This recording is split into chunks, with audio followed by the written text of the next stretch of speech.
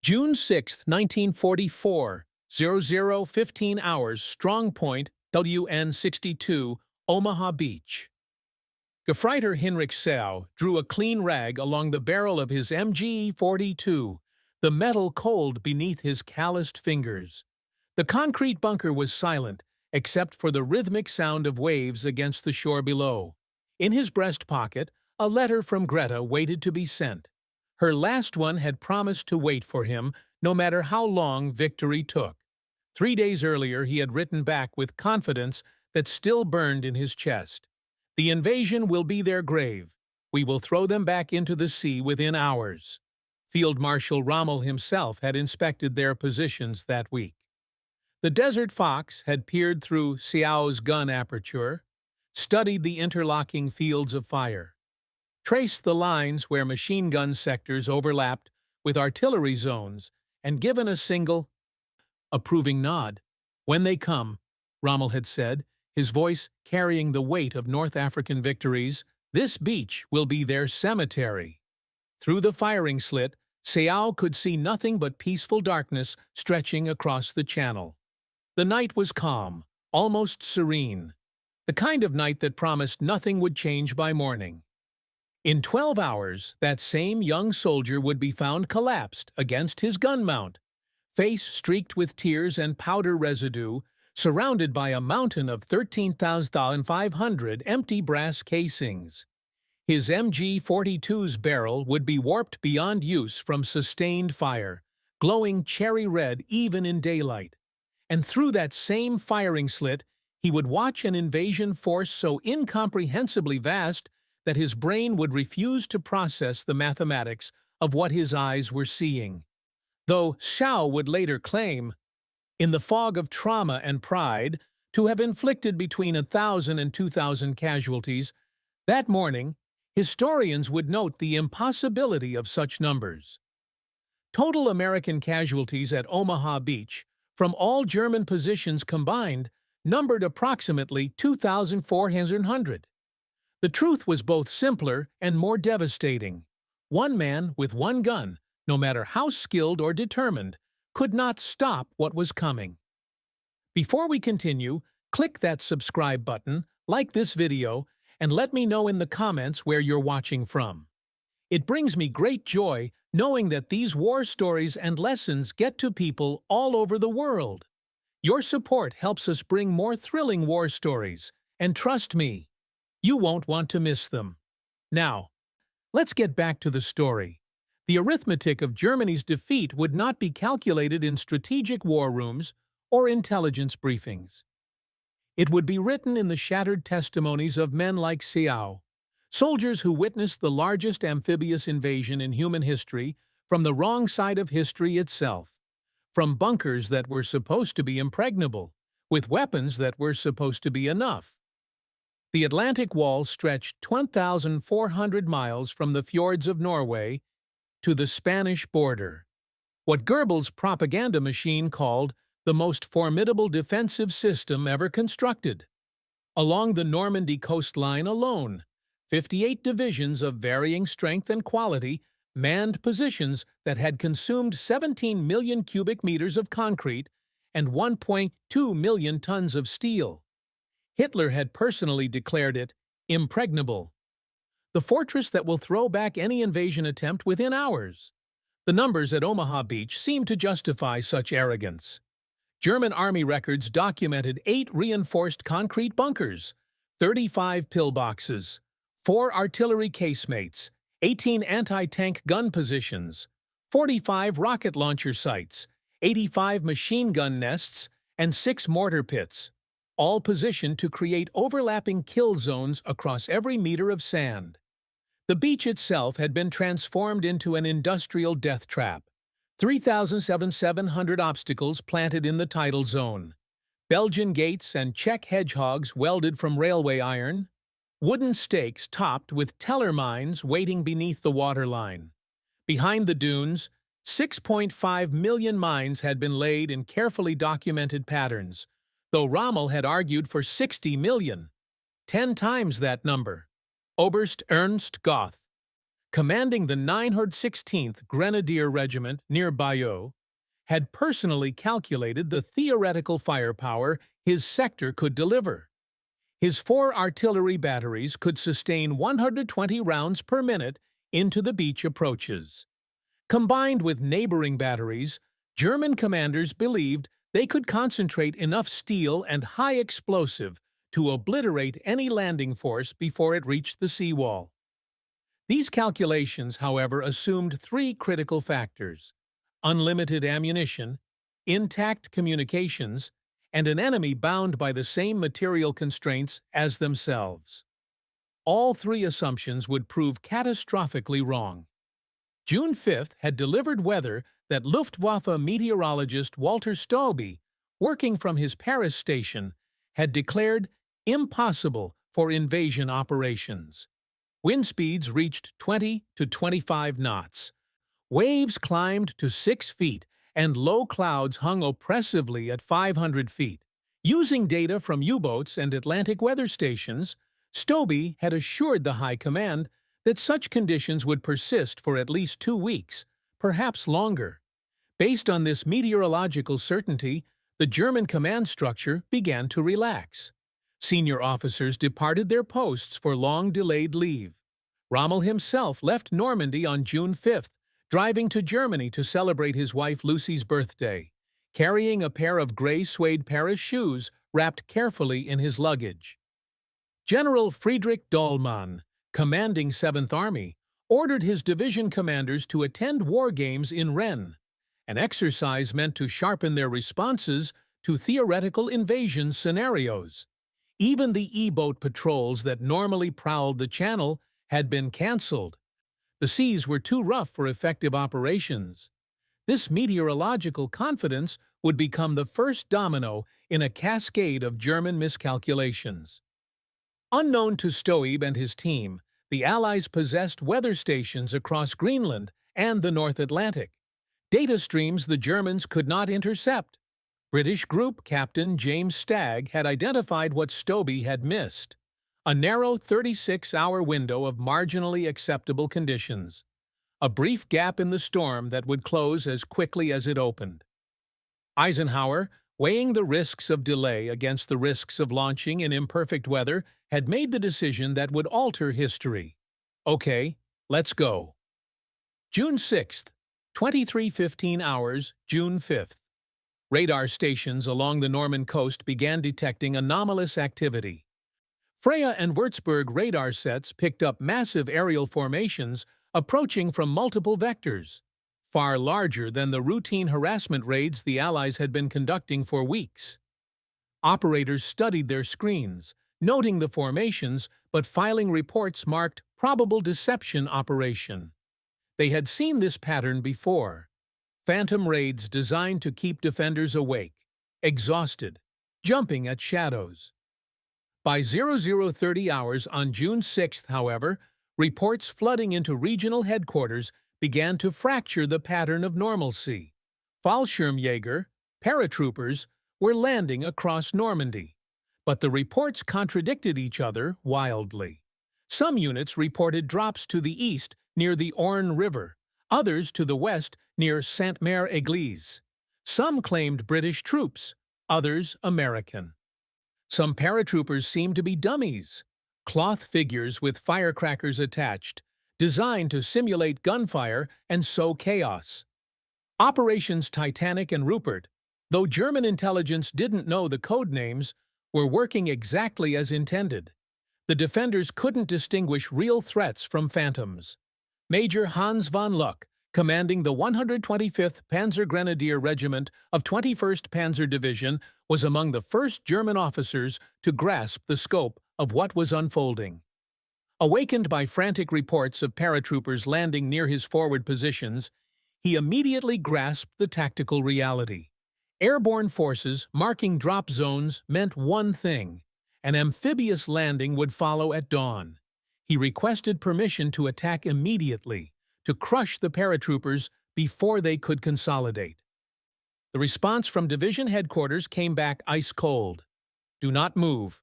Wait for the situation to clarify. No unit will advance without explicit authorization from Army Group B. Von Luck would write years later, with the bitter clarity of hindsight, "I knew at that moment we were lost." The paratroopers were clearly marking the flanks for a seaborne invasion.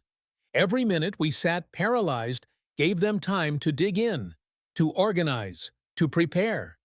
Yet we remained frozen by our own command structure, waiting for permissions that would come too late, from commanders who were not even at their posts. June 6th, 0530 hours, and as the first gray light began to spread across the channel, German observers in forward positions began reporting something their training, their experience, their entire conception of warfare had never prepared them for. The exact identity of the first observer remains disputed. Some accounts credit Verluskart, though his presence at the coast that morning has been questioned by historians. Others cite Hinrich Sau himself, standing at his gun position as dawn broke. What is certain, documented in dozens of after-action reports and personal testimonies, is that across the entire Normandy coast, German defenders witnessed the same impossible sight.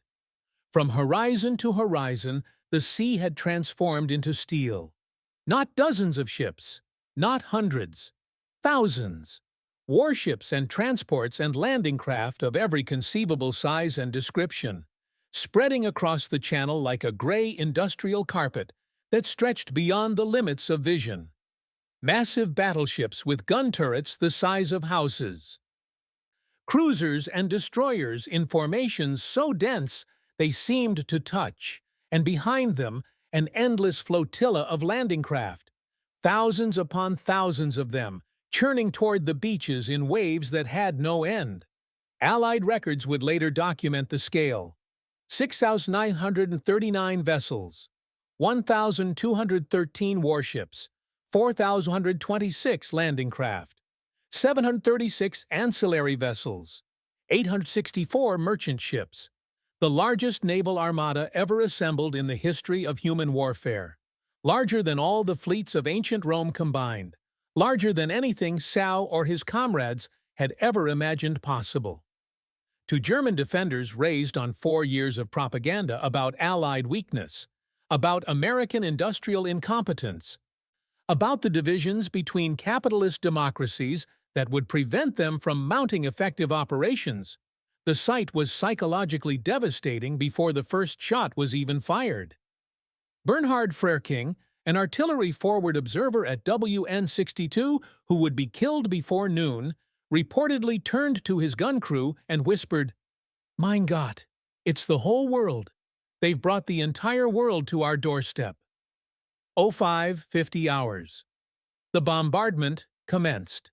Nothing in the German defenders' experience, not the apocalyptic artillery barrages of the Eastern Front, not the heaviest 1,000 bomber raids the RAF had unleashed on the Ruhr, had prepared them for what followed. The battleship USS Texas alone fired 255 14-inch shells at Pointe du Hoc in 34 minutes, each round weighing as much as a small car, each impact equivalent to multiple tons of TNT detonating simultaneously. The sound was not simply loud. It transcended sound, became a physical force that shook men's skeletons inside their bodies, that caused nosebleeds and disorientation even inside reinforced concrete bunkers. And Texas was just one ship among hundreds that opened fire along a 50-mile front. The age of courage was ending.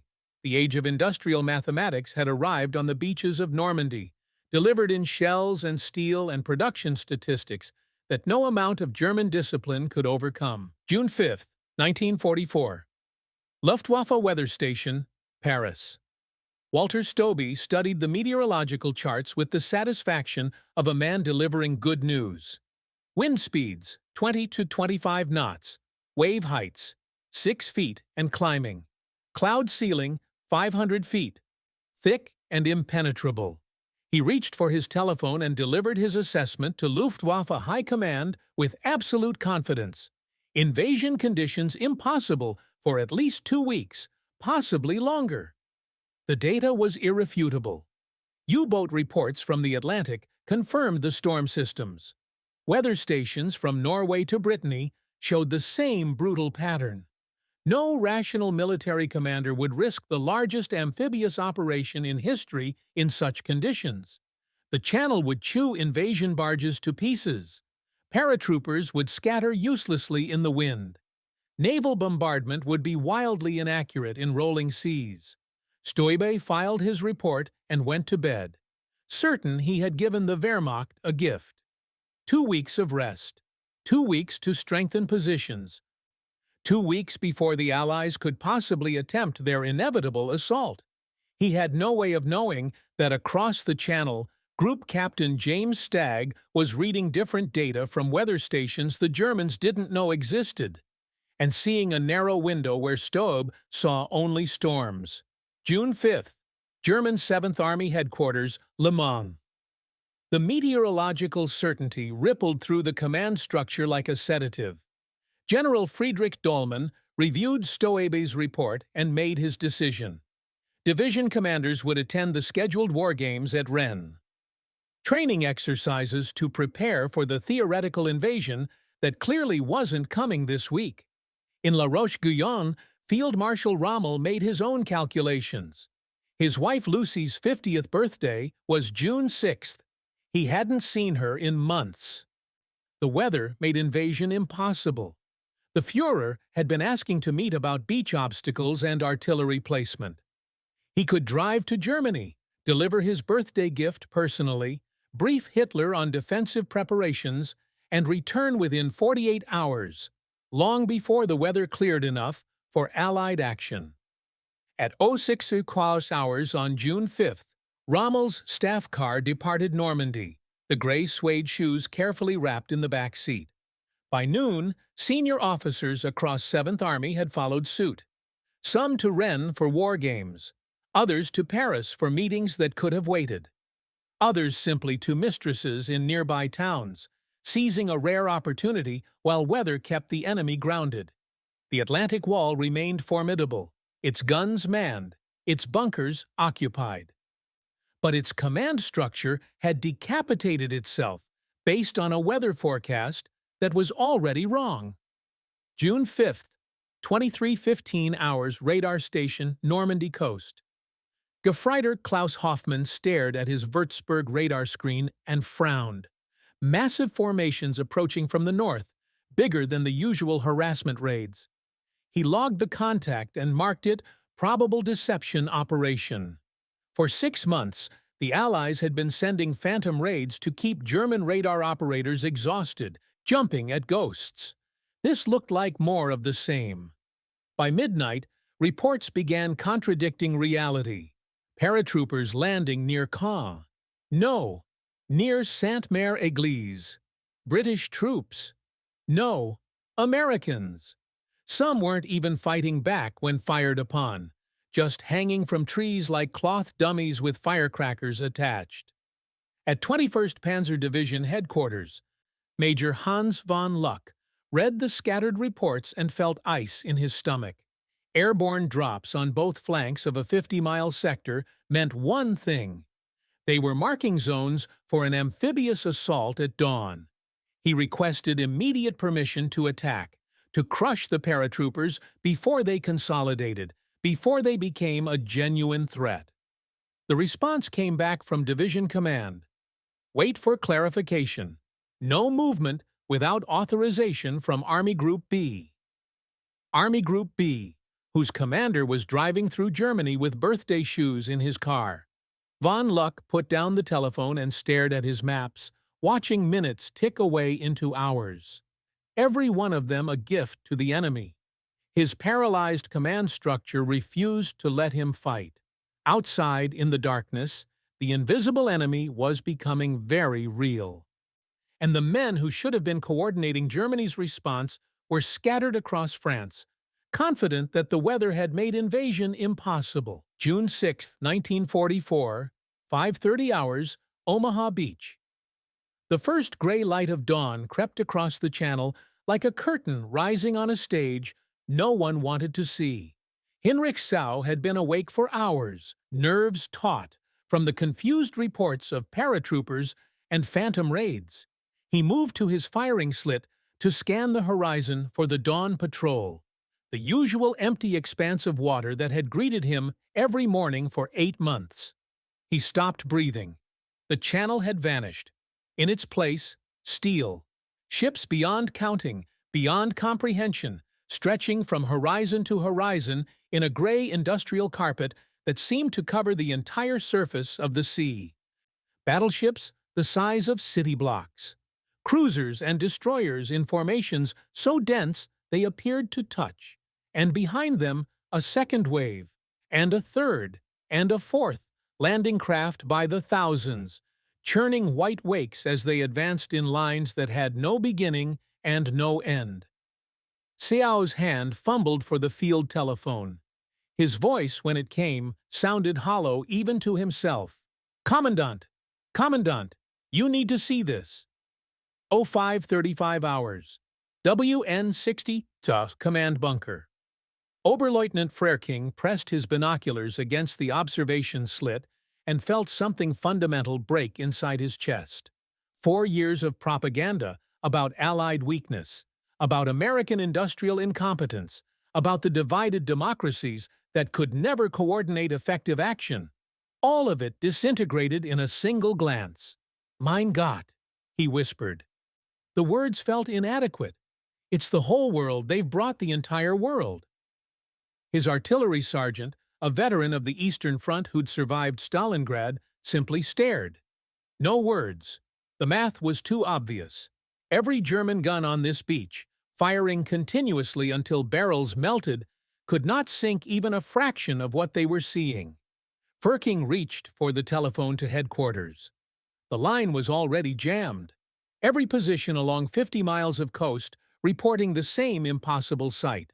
Voices rising in pitch as trained soldiers struggled to describe something that exceeded human scale. 6,939 vessels, the largest armada ever assembled in human history.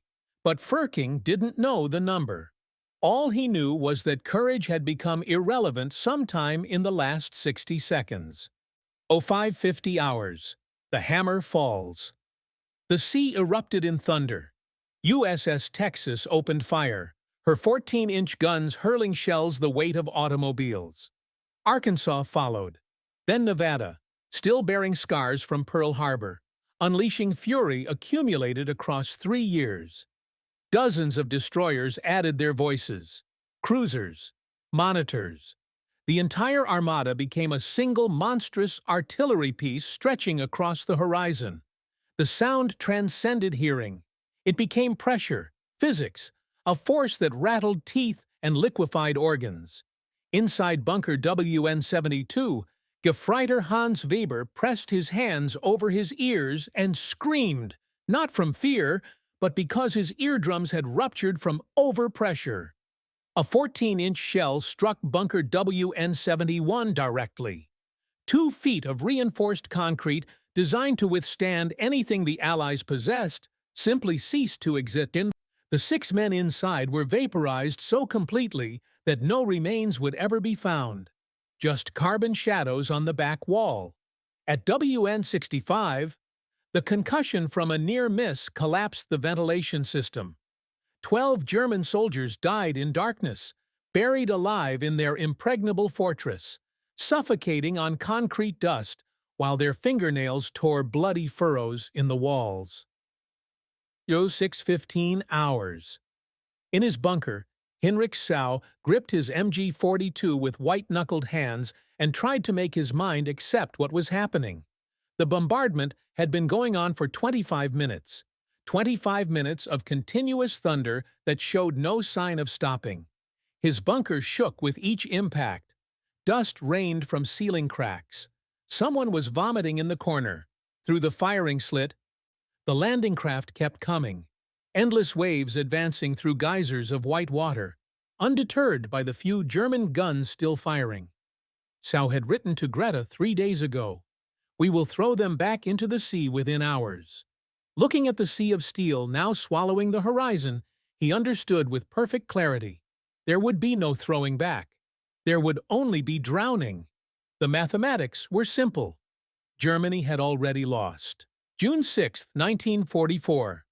0630 hours. Strong point WN62. The first landing craft hit the sandbar 400 meters out. Hinrich Seau centered his MG-42's sights on the ramp, waiting. His training was automatic now. Short bursts, traverse slowly, control the cone of fire. The ramp dropped. Seau squeezed the trigger. The MG-42 roared to life at 1,200 rounds per minute. So fast, the individual shots blurred into a single continuous scream of tearing canvas. Men fell in the surf before they could take 3 steps. The water turned pink, then red. Bodies floated face down in the foam. Seau traversed right. Another craft, another ramp dropping. More men stumbling into his fire cone. Click, click, click, click, click. The gun sang its mechanical song. Empty belt. His loader slammed in a fresh one without being asked. The rhythm continued. 0715 hours. Seau's hands were numb from the vibration. The gun barrel glowed dull red even in morning light. 45 minutes of sustained fire. He'd stopped counting belts after 20, and still they came. For every man who fell, 3 more appeared. Landing craft hit the beach in waves. 6 at a time, 8, a dozen. Disgorging troops who sprinted through the obstacles, who dove behind steel hedgehogs, who crawled over the bodies of men who'd landed minutes before. The mathematics were impossible. Seau could see men falling to his fire, could see the tracers punching through flesh and steel. But the beach kept filling with soldiers. More. Always more. His loader, Meyer, screamed something Seau couldn't hear over the gun's thunder. The boy's face was gray with concrete dust and terror. He fumbled the next belt, hands shaking too badly to feed it straight. Seau slapped him. Meyer's eyes focused. The belt clicked home. The gun resumed its song. 09 hours. The barrel was warping. Seau could feel it in the recoil. The gun pulling left now, the harmonics wrong. The metal had passed from red to a sick orange-white that hurt to look at. Water from the cooling jacket hissed as steam, refilling every 10 minutes from canteens that were running dry. Oberleutnant Frerking shouted into the field telephone, veins bulging in his neck. "Where is the Luftwaffe? Where is our air support?" Through the firing slit, Seau could see the sky. Thousands of Allied aircraft, fighters, bombers, reconnaissance planes, circling in lazy patterns like vultures. Their contrails crisscrossed the blue in white geometric patterns. Not a single German plane. Not one. The myth died quietly, without ceremony. 4 years of propaganda about Luftwaffe superiority, about Messerschmitts and Focke-Wulfs controlling European skies, it simply evaporated in the face of an empty blue sky dominated entirely by enemy aircraft. Frerking slammed down the dead telephone. The line had gone silent 20 minutes ago. No headquarters, no reinforcements, no orders, just this bunker, this gun, and an enemy that would not stop coming. 11:30 hours, Seau no longer aimed. He simply held the trigger and traversed in mechanical patterns, left to right to left, covering the same killing zones again and again. The brass casings were ankle-deep around his position. The stench was overwhelming. Cordite, hot metal, his own sweat. Meyer's vomit in the corner. American soldiers had reached the seawall now. So could see engineers working with satchel charges, blowing gaps in the wire. Bangalore torpedoes erupting in orange flowers. Tanks. Impossible. How had they gotten tanks ashore? Grinding forward through the obstacles. His gun jammed. Hot brass had fused in the feed mechanism. Meyer pried at it with a scraper, hands blistering on the superheated metal. Through the momentary silence, Seau heard something that made his blood freeze. English voices. Close. Very close. Behind the bunker? To the flank? The Americans weren't just landing anymore. They were advancing. Meyer freed the jam.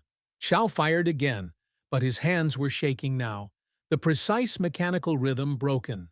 The barrel was visibly bent, bullets keyholing wildly. 13,500 rounds, and still the beach filled with khaki uniforms, pushing forward like a tide that could not be stopped, would not be stopped, advancing over their own dead with the relentless momentum of industrial mathematics made flesh. Seau's vision blurred. Tears or sweat, he couldn't tell which anymore. June 6, 1944. 12:45 hours. German 7th Army Headquarters. Le Mans General. Friedrich Dollmann stared at the map table where colored pins represented divisions that had stopped reporting hours ago. Every telephone line to Normandy was dead. Radio frequencies jammed with static and panicked voices speaking over each other in fragments that made no sense. Paratroopers in sector, entire battalion cut off. Ammunition critical, request immediate. Then silence, always silence. His chief of staff, General Major Max Pemsel, tried another line. Dead. He slammed the receiver down with enough force to crack the Bakelite. We're fighting blind. We have no idea what's happening on the coast. Dollmann reached for the telephone to call Rommel. The field marshal was still somewhere between Paris and Germany, unreachable. He tried Army Group B headquarters. The line rang endlessly into void.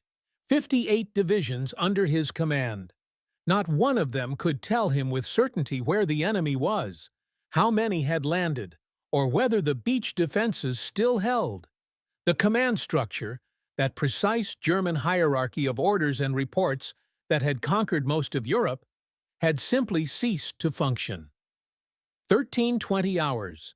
Road to Carentan Hauptmann.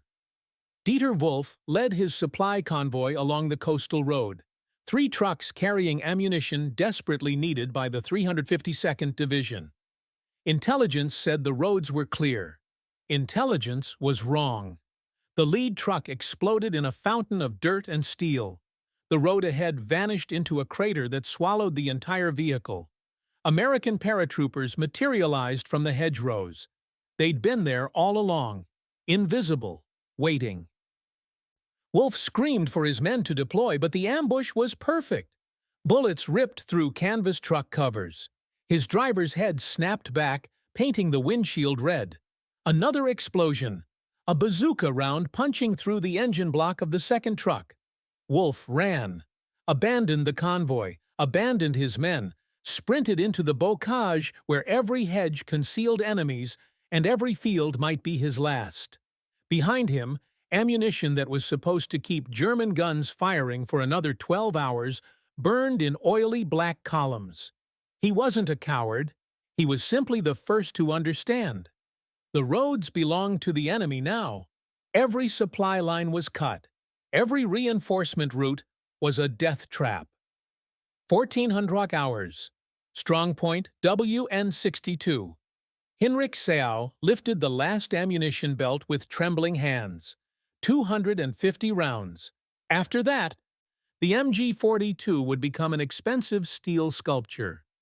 Meyer had stopped speaking an hour ago, just stared at the wall, rocking slightly, whispering numbers to himself. The other 4 men in the bunker weren't much better. One prayed continuously in a monotone that was somehow worse than screaming. Firking tried the telephone again. Static. He tried the radio. More static. He stumbled to the observation slit and looked toward the rear areas where German reinforcements should be forming up, where artillery should be repositioning, where someone should be coordinating a counterattack. Nothing. Just empty fields and distant smoke. Herr Oberleutnant, Schau's voice cracked. What are our orders? Firking turned to face his men. The question hung in the air like poison gas. Orders required a chain of command. A headquarters that answered. A plan. They had none of those things. Hold position, Firking finally said, because he couldn't think of anything else. The words felt hollow. Hold for what? Hold for whom? Outside, American voices were getting closer. the distinctive crack of M1 Garands, the heavier thump of Browning machine guns setting up positions. Xiao fed the last belt into his MG-42. His hands had stopped shaking. Not from returning courage, from something worse. Acceptance. They weren't holding a position anymore. They were waiting to be buried in it. The ammunition counter clicked down. 200 rounds. 150. 100. The sound of isolation is not silence. It's the absence of friendly voices on a radio that only transmits screams and static. 40 rounds remaining when Xiao heard the satchel charge being placed against the bunker's rear door. June 10, 1944. Field Marshal Rommel's. Report to Hitler. Rommel's hand shook as he wrote the words that ended an empire's illusions. The enemy's overwhelming superiority in air power, naval artillery, and materiel is such that our attempts at defense are becoming hopeless. The unequal struggle is approaching its end. Not, we fought bravely. Not, with reinforcements we can prevail. The mathematics were too clear now, too brutal. While German factories struggled to produce 40,000 aircraft annually, Ford's Willow Run plant alone built a B-24 Liberator bomber every 63 minutes. American shipyards launched Liberty ships faster than U-boats could sink them. Soviet factories churned out T-34 tanks on assembly lines that never stopped. In his bunker, Hinrich Sau had fought with the courage Germany had cultivated for generations. Discipline, skill, unwavering determination. He'd fired 13,500 rounds, held his position for 6 hours against impossible odds. And none of it mattered. The Americans he killed were replaced before their bodies cooled. The ships he couldn't sink kept coming. The aircraft he couldn't shoot down controlled skies that German pilots would never reclaim. Germany had brought warriors to fight an industrial system. The system was winning. Not through superior courage or tactics, but through something far more terrifying. The capacity to manufacture victory on an assembly line, to replace every loss 3 times over, to turn war itself into a math problem where the side with more factories always wins. August 8, 1944. Falaise Pocket, Normandy. The dream died in fire and smoke near a French village whose name most Germans would never learn to pronounce. Michael Wittmann, Germany's greatest tank ace, destroyer of 138 enemy tanks, holder of the Knight's Cross with oak leaves, advanced his Tiger through the Norman hedgerows one final time. At Villers-Bocage, he'd single-handedly destroyed an entire British armored column. The propaganda films had made him immortal. His Tiger took 5 Sherman hits in 11 seconds. The armor that was supposed to be impregnable peeled open like tin. Wittmann burned inside the myth of German technical superiority. In the Falaise Pocket, 50,000 German soldiers found themselves encircled. Typhoon fighter bombers circled overhead like mechanical vultures. Every road became a shooting gallery. Horses screamed. Men ran through fields only to be cut down by strafing runs. Panzers that had terrorized Europe sat abandoned, out of fuel, monuments to a war machine that had finally run dry. General Heinrich Eberbach watched his divisions dissolve into panicked fragments. These were the same men who'd conquered France in 6 weeks. Now they threw away weapons and ran. The warrior ethos, that ancient belief that courage and skill could overcome any odds, died in Norman mud alongside 10,000 German corpses. Victory could be manufactured. Courage could not. 1964. 20 years after Hinrich Sau sat in a quiet German apartment, the interviewer's tape recorder spinning between them. Outside, the reconstructed streets of the Federal Republic bustled with Volkswagens and economic miracles. Inside, an old soldier spoke truths he'd spent 2 decades understanding. "We were brave," Sau said quietly. "Make no mistake. Every man in that bunker fought with everything we had. We believed in our training, our weapons, our cause. He paused, fingers tracing the rim of his coffee cup. But we weren't fighting soldiers that day. We were fighting a system, an enemy that could manufacture victory faster than we could inflict defeat. For every ship we might have sunk, 10 more were already being built. For every plane we shot down, 20 rolled off assembly lines in Detroit. Somewhere in a German military museum, Seau's MG-42 sat in a display case. The barrel was still warped from that morning's heat, twisted metal frozen in the moment. Courage learned it wasn't enough. "We brought warriors to fight an industrial age," Xiao continued, his voice barely a whisper. "And we learned, some of us too late, that the age of the warrior was already over." The tape recorder continued its patient spin, preserving the epitaph of an empire that had believed valor could stop the mathematics of production. It couldn't. It never could.